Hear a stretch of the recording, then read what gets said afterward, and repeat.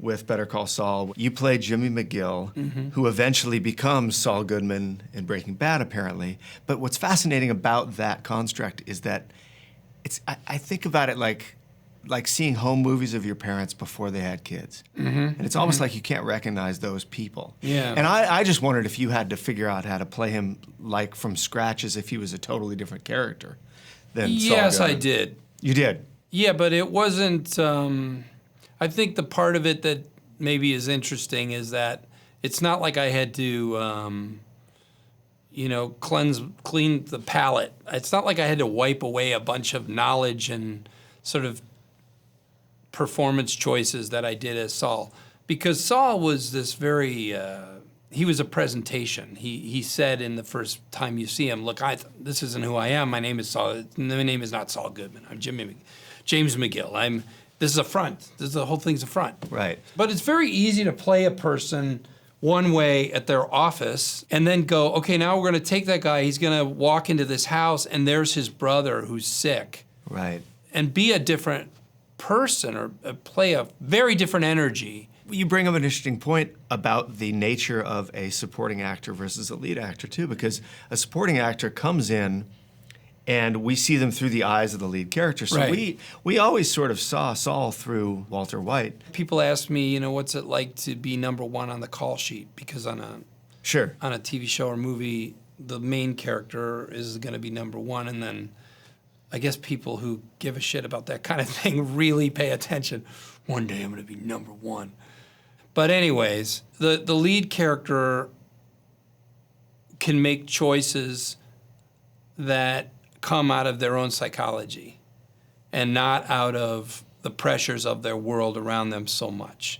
Whereas the side characters or secondary characters are very much reacting oftentimes to the plot or the lead character's choices. Right. So in Breaking Bad, Walter White, when he's supposed to return that car, that sports car Yes. that he got for His son. and he goes on the joyride and just fucks it up.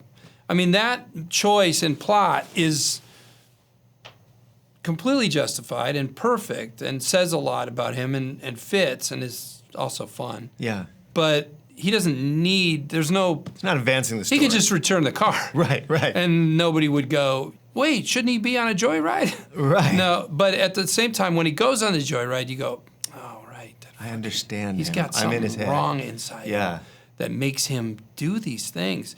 And it's a choice that is not dictated by anything but the person's character. Did you watch Bryan Cranston and sort of store it away when you watched him be that lead character? And I did sit down with Bryan, and I said, "How do you do this job?"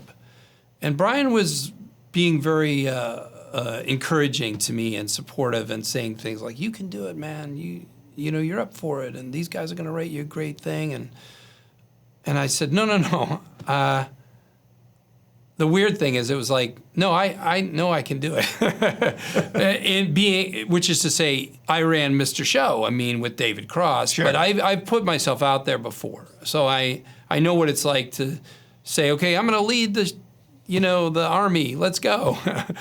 And we might be marching into a ditch, but I can do it. I can take the hit, ego-wise or whatever. But more importantly, how do you actually what does your day look like? And he goes, oh, okay, here's what you do. You get to set, you've learned your lines, you work. At lunch, you study your lines. You get to set, you work. You ask them to make you dinner, like a sandwich or something from the cart.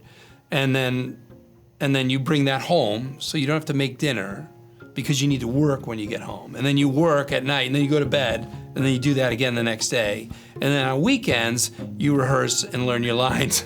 So he wasn't being facetious. No, I said, that's the deal. What does your day look like? And then that was reassuring. I walked away from that going, okay, right. You just work constantly, and then you'll be okay.